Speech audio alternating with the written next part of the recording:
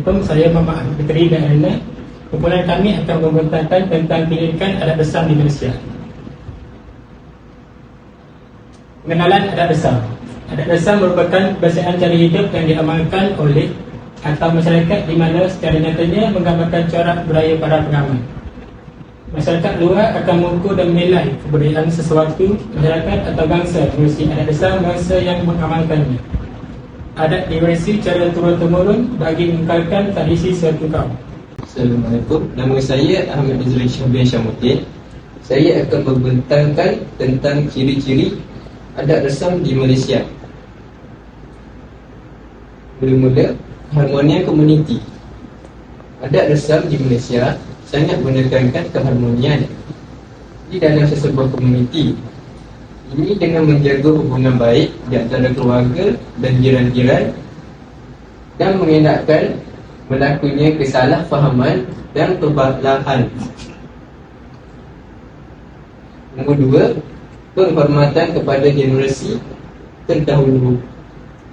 Generasi muda diharapkan untuk menghormati dan mendengar nasihat daripada generasi terdahulu, walaupun nasihat itu tidak bersesuaian dengan situasi terkini. Saya Muhammad Syahrizal Umar bin Syahrizal dan saya akan menjawab pertanyaan daripada rakan saya tadi. Okey, nombor 3, bersopan santun. Adat resam di Malaysia juga menekankan betapa pentingnya bersopan santun dalam interaksi sosial. Ini dengan menggunakan bahasa yang sopan, berpakaian yang sopan dan menghormati norma-norma sosial yang ditetapkan. Yang keempat, agama. Bayangkan adat resam di Malaysia telah bergabung dengan hukum agama sejak zaman Kesultanan Melaka dan telah menjadi aspek yang penting. Selanjutnya, adat kelahiran. Melayu. Menaikkan perut dilakukan kepada wanita yang mengandung anak sulung ketika kandungan di dalam lingkungan 7 atau 8 bulan. Dilakukan oleh bidan untuk membuat celaka atau membetulkan kedudukan bayi. Pemotongan tali pusat. Selepas bayi dibersihkan, tali pusat akan dipotong. Bacaan. Bayi lelaki akan diazalkan di pinggang kanan, manakala bayi perempuan diikamatkan di pinggang kiri. Pantang. Ibu bersalin akan berbantal selama 44 hari. Melayu. Cukup jambul diadakan pada hari ke-7 kelahiran, di mana dirinya disambut dengan kenduri dan doa selamat. Tanggal pusat. Tali pusat yang berlebihan akan tertanggal selepas minggu ketika adat pentai akan diadakan. Cina. Pantang larang wanita mengandung tidak boleh melakukan kerja memaku, kata kesat atau memberi nama sebelum bayi dilahirkan. Berpantang.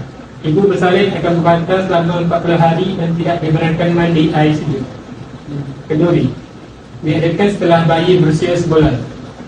Bercukur rambut. Rambut bayi akan dicukur kerana rambut bayi melalui lahir adalah rambut sementara. Memberi nama. Terdiri daripada nama keluarga, nama generasi atau nama panggilan. Contohnya Lim Sikai. India. Walai kapu, wanita mengandung akan diberikan dalam tangan sebagai tanda perlindungan ketika bersalin. Dibuat ketika usia kandungan menjangkau 7 hingga 9 bulan. Kelahiran dicatat. Batu kelahiran dicatat untuk menentukan bintang bayi mengikut almanah Hindu. Sapuan. Bayi yang baru lahir akan disapu minyak sapi dicampur madu pada lidah dan minyak pijan dicampur susu badan pada mula. Tali pusat. Tali pusat bersama yuhri akan ditanam dengan duit tembaga, serbuk kunyit, garam dan pinang. Seterusnya, adat perkahwinan. Melayu. Merisik untuk menyelidik latar belakang perempuan yang diimini dan memastikan dia belum berpunya. Meminang. Bagi menyatakan tujuan sebenar pihak lelaki secara rasmi. Berkenaan, pihak lelaki akan membuat hantaran kepada pihak perempuan sebagai tanda penyatuan sementara. Akad nikah pula upacara yang paling penting dalam perkahwinan Melayu. Majlis perkahwinan juga disebut sebagai hari bersanding.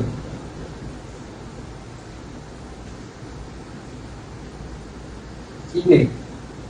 Merisik untuk menyelidik latar belakang perempuan.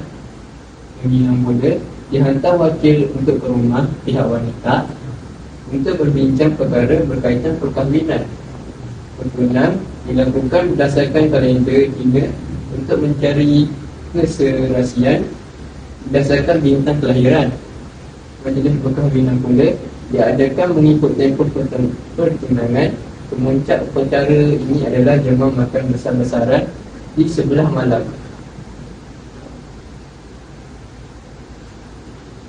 India pula bisik untuk menyelidik latar belakang perempuan. Meminang pula untuk bakal pengantin lelaki akan pergi ke rumah bakal pengantin perempuan untuk melihat rupa bakal isterinya sambil membawa hantaran. Tidak janji, maka kedua-dua pihak akan berbincang dan bakal pengantin akan menukar sirih penal. Majlis perkahwinan kad undangan akan disapu dengan air kunyit dan dibawa mil sebagai tanda rasti perkahwinan. Seterusnya, adat kematian. Melayu, sebarang jamuan tidak akan diadakan selagi jenazah berada di rumah. Jenazah akan dimandikan dan dikafan dan dibawa ke masjid untuk disembahyangkan. Jenazah akan diusung ke tanah perkuburan. Setelah pengemudinya, bacaan ayat Al-Quran diadakan. Kenduri arwah dan doa selamat diadakan. Jenazah akan dimandikan. Jenazah disapu minyak wangi dan disolid. Jenazah diusung ke tanah perkuburan bersama lagu. Semasa pengemudian, harta jenazah akan dimasukkan bersamanya ke dalam liang lahat. Ahli keluarga akan bergabung dan memakai pakaian hitam sehinggalah hari perkabungan tamat. India, jenazah dimandikan dan dipakaikan pakaian baru. Dimasukkan bersama jenazah ke dalam keranda kapur baru supaya jenazah tidak berbau. Gelang tangan tanda perkahwinan akan ditanggalkan oleh isteri jenazah. Jenazah akan dibakar sehingga menjadi abu. Abu tersebut akan diletakkan ke dalam tempayan. Langkah mengekalkan adat resam di Malaysia. 1. Penganjuran program. Menganjurkan program-program kebudayaan seperti pameran seni, pertunjukan tradisional atau festival kebudayaan dengan niat mempromosikannya kepada kalangan masyarakat. 2. Penyelidikan sejarah. Melakukan penyelidikan dan memahami dengan lebih mendalam tentang asal-usul, makna dan cara pelaksanaan adat resam tidak kira dari mana-mana budaya yang ada di Malaysia. Yang ketiga, pelaksanaan dasar pemeliharaan. Kerajaan perlu melaksanakan dasar-dasar yang dapat memelihara kepelbagaian warisan budaya yang ada di negara ini supaya ia tidak laput ditelan zaman. Kesimpulannya, dengan kepelbagaian budaya yang ada di Malaysia ini, adat resam yang ada telah menunjukkan perpaduan antara tradisi lama dengan moden setelah perkongsian tradisi daripada kaum-kaum yang lain. Sekian, terima kasih.